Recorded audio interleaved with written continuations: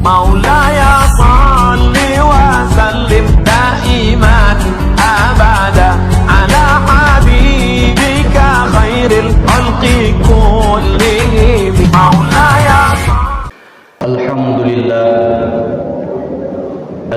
لله الذي كتب علينا صيام في شهر رمضان وأنزل فيه القرآن هدى للناس وبينات من الهدى والفرقان أشهد أن لا إله إلا الله وحده لا شريك له وأشهد أن محمدا عبده ورسوله اللهم صل على سيدنا محمد وعلى آل سيدنا محمد لا حول ولا قوة إلا بالله العلي العظيم فيا عباد الله أوصيكم ونفسي وإياي بتقوى الله فقد فاز المتقون فقال الله تعالى في القرآن الكريم أعوذ بالله من الشيطان الرجيم بسم الله الرحمن الرحيم يا أيها الذين آمنوا اتقوا الله حق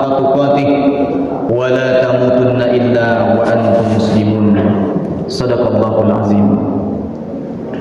Kaum muslimin jamaah Jumat yang dimuliakan Allah Subhanahu wa taala, bersyukur kepada Allah hari ini dengan nikmat besar daripada Allah, umur yang dipanjangkan, badan yang disehatkan, waktu yang diluangkan kepada kita, sehingga hari ini kita sudah sampai kepada tanggal 14 Ramadan.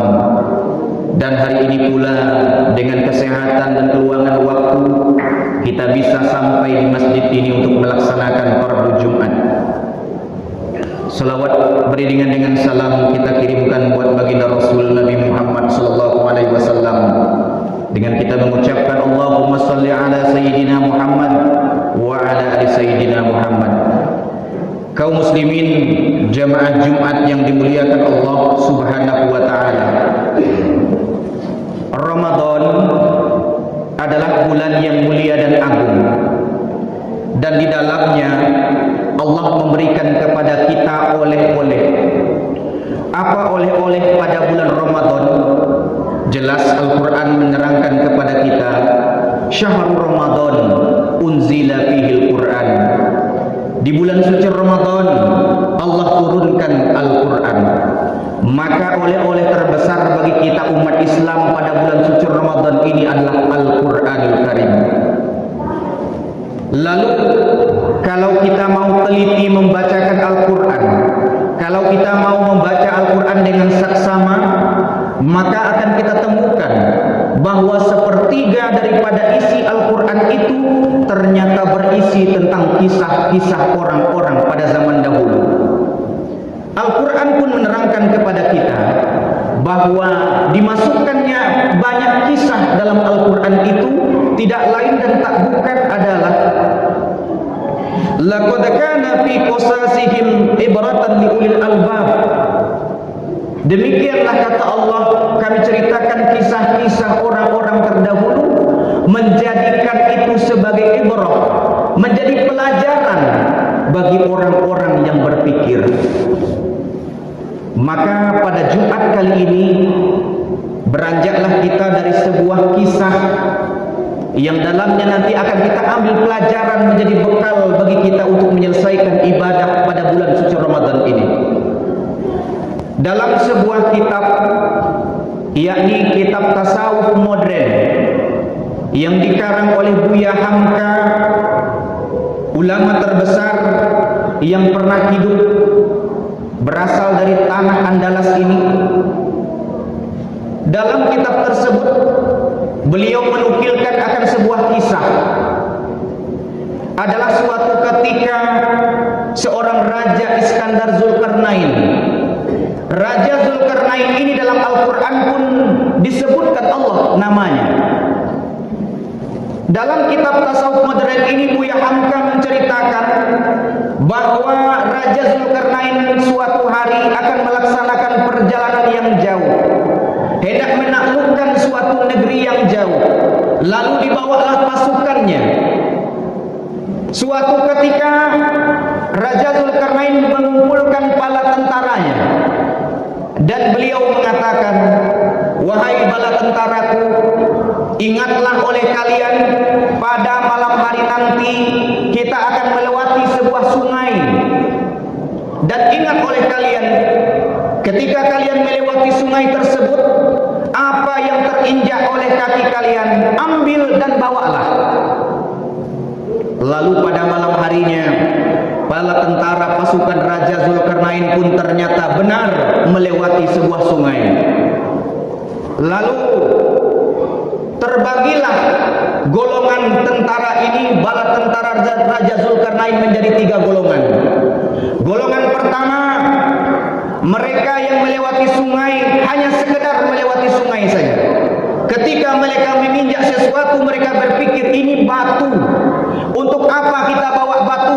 Karena perjalanan masih jauh, kita akan berperang.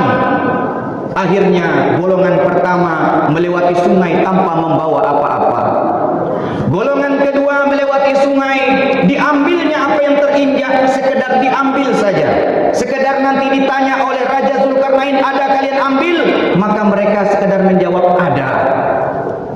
Dan golongan yang ketiga, mereka melewati sungai, mereka mengambil sebanyak-banyaknya apa yang terinjak di kaki mereka sehingga penuhlah tas mereka. Sehingga mereka melewati perjalanan dengan kesusahan payah pada malam hari itu.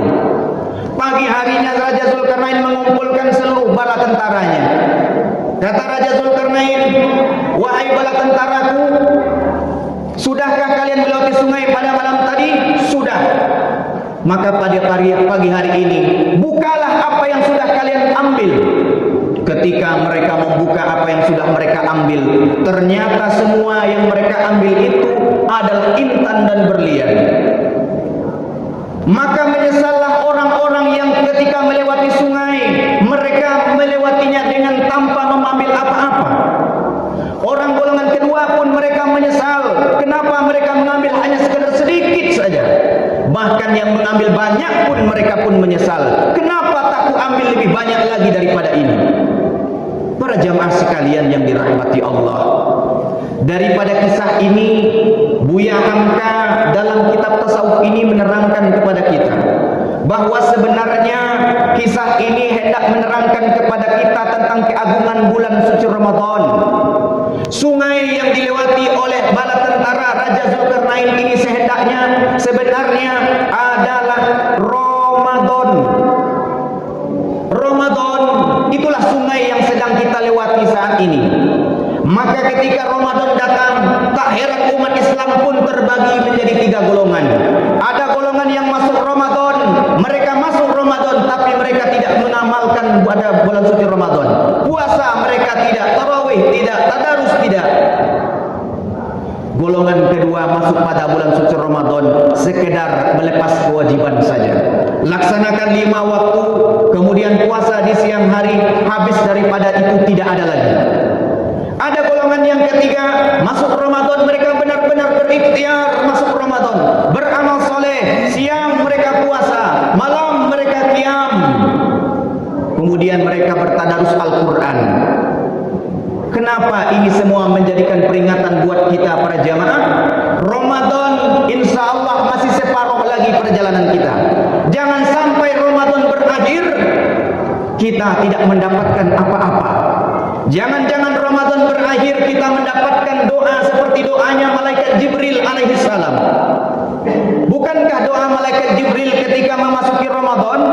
Malaikat Jibril berdoa, "Burdan liman adraka Ramadan walam yughfar lahu." Celakalah orang-orang yang masuk kepada bulan suci Ramadan tapi dia tidak mendapatkan ampunan Allah ketika Ramadan itu berakhir.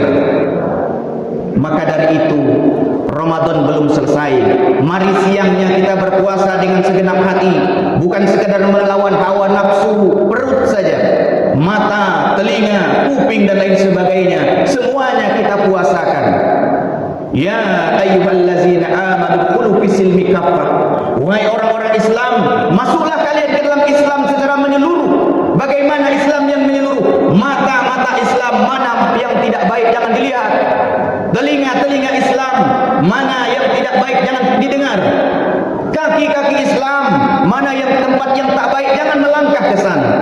Tangan-tangan Islam, mana yang bukan hak kita jangan diambil. Ramadan mengajarkan kepada kita, jadilah manusia muslim yang seutuhnya. Dan ingat, jangan sampai Ramadan berlalu kita menjadi orang-orang yang menyesal ketika Ramadan telah berakhir. Menutup daripada rangkaian khutbah ini, kami bacakan sebuah ayat Al-Quran kepada kita semuanya. Semoga ini menjadikan pula pemantik bagi kita untuk menyelesaikan ibadah pada bulan suci Ramadan. Allah Subhanahu wa taala berfirman, kata Allah, nanti akan ada orang-orang yang akan berkata, alangkah besar penyesalanku atas kelalaianku dalam beribadah terhadap Allah, dan sesungguhnya aku termasuk orang-orang yang merugi. Al-Quran memperingatkan kita bahwa nanti ada orang yang menyesal akan telah melalaikan kewajibannya selama hidup di atas dunia. Barakallahu li wa lakum fil Qur'anil azim wa nafa'ni wa iyyakum tilawatahu innahu huwal ghafurur rahim.